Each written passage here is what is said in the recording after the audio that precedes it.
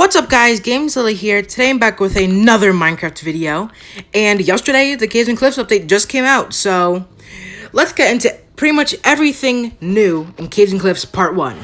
Now to start off, we have the new ores. Now there's two new ores, amethyst and copper. And we still have all of the old ores, except they changed the textures of all of them except for diamond. And also, we have new versions of all of the ores, which are called deep slate versions. Deep slate is basically just stone, but it looks different and it generates closer to the bottom of the world. Over here, we have amethyst, which actually has quite a few uses. Well, first of all, it looks really nice, but there's also two different kinds of amethyst blocks. There's normal amethyst and there's budding amethyst. Now, normal amethyst is the block on top. You can mine it with silk touch, bring it wherever you want, looks nice, and you can place the actual amethyst buds and shards on it. However, budding amethyst, which is the block on the bottom, you can't move it no matter what. Even if you mine it with silk touch, it won't drop anything.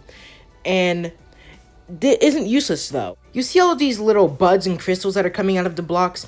Well, although you can place them on both normal and budding amethyst, they actually will grow from budding amethyst and budding amethyst only, which means that it's actually farmable, which is pretty cool. So if you want to get farms of amethyst, you're going to need to keep on going to the same place where you found the budding amethyst in the first place. Speaking of finding amethyst, this is where you can do it. This is called an amethyst geode.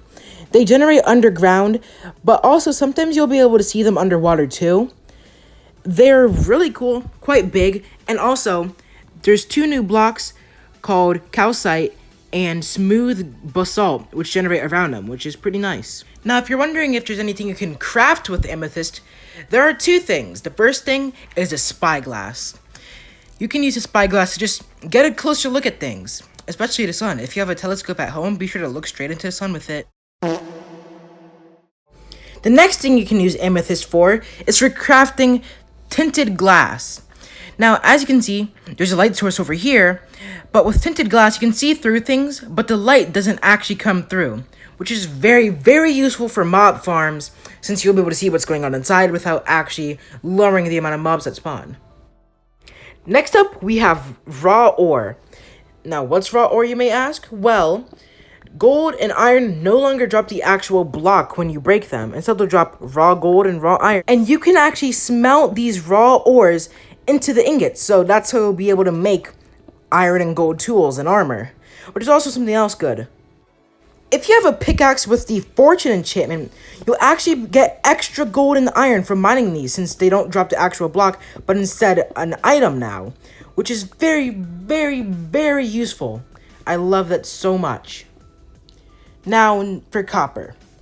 Copper actually oxidizes over time, which means it will slowly turn more green and green and green.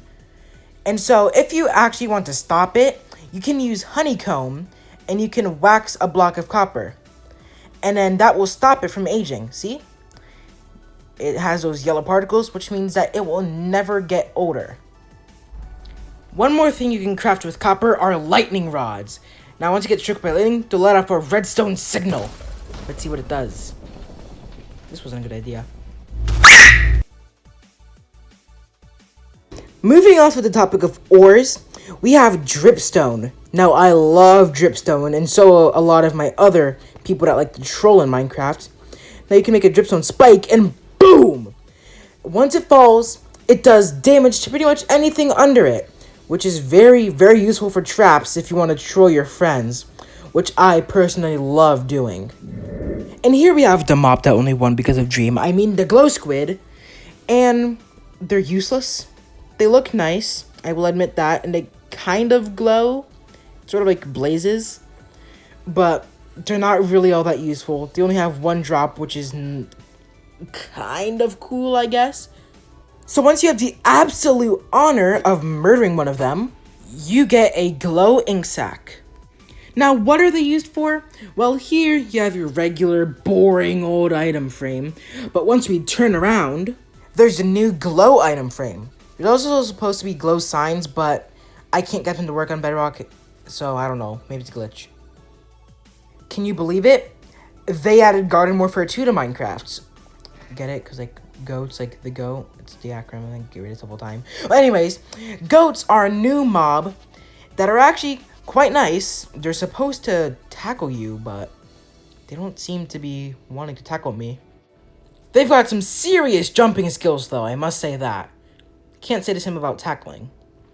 Here is the absolute best mob in this update, the axolotl. They're just so cute! Axolotls aren't just cute, they are feisty. Look at them just jumping this drowned. So basically, what they'll do is they'll go out of their way to attack pretty much any fish, drowned guardian, or even elder guardian that they see. Speaking of elder guardian, let's see how they square up against one. Square up! Another interesting thing about axolotls, they'll actually play dead and begin to regenerate health. If you're nearby them in survival mode and you lost some health, you'll actually start to regenerate too. And it seems the axolotls have beat the elder guardians, so yeah, they're pretty strong. Also, you can kind of tame them.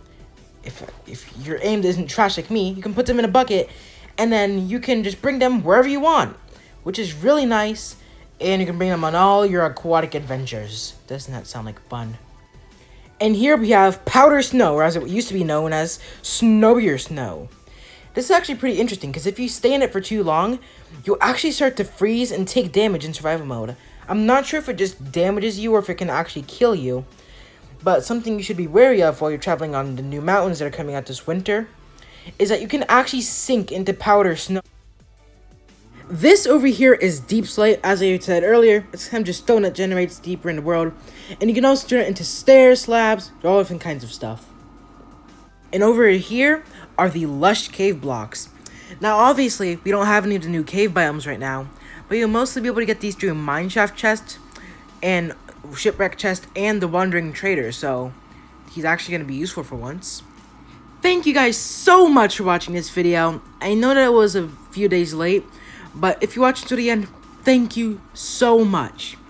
If you enjoyed, be sure to leave a like. If you want to see more videos like this, be sure to subscribe.